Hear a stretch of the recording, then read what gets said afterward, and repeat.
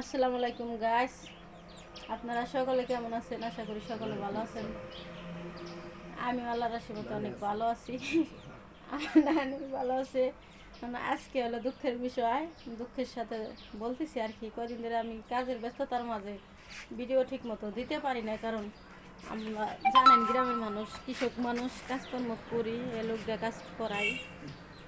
আজকে ভিডিওটা দিলাম সেই কারণে, এই দেখতেছেন এই মানুষটা আমার নানি, ঠিক আছে?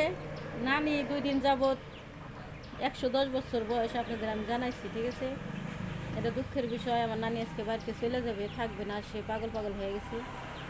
আরও 1 সপ্তাহ আগে থেকেই বলতেছে, মামা ফোনতে বলতেছে দিয়ে যায়, কিন্তু মানুষটা 2 দিন ধরে এমন অবস্থা। আজকে সকালটা সারাদিন শুধু কান্নাকাটি করছে, বাড়িতে চলে যাবো, বাড়িতে চলে যাবো। আল্লাহ জানে, হায়াত মতো আল্লাহর কাছে। সবাই আমার নানির জন্য দোয়া করবেন। আর ভবিষ্যতে আমার নানিকে যদি আল্লাহ যদি হায়াত রাখে, রিজিকে রাখে, আবার আমার নানি আসবে, তখন আপনাদের সাথে শেয়ার করবো। আর যদি হায়াত না রাখে, তাহলে মনে হয় এবারে শেষ যাওয়া, সেটাই আর কি। সবাই দোয়া করবেন আমার নানির জন্য। আমার নানি অনেক, এই দেখেন পান খাই দিছে, মুখ বই রে পান।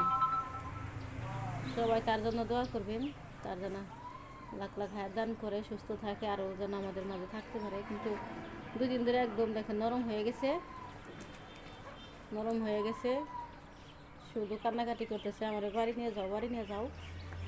কিন্তু আজকে আমার আম্মা যাবে, সন্ধ্যার সময় নিয়ে দিয়ে আসবে।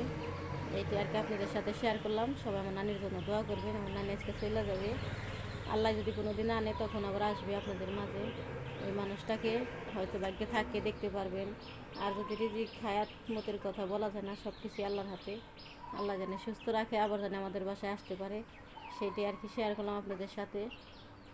সবাই ভালো থাকবেন, সুস্থ থাকবেন, এই কামনাই করি। আমার নানির জন্য বেশি বেশি দোয়া করবেন।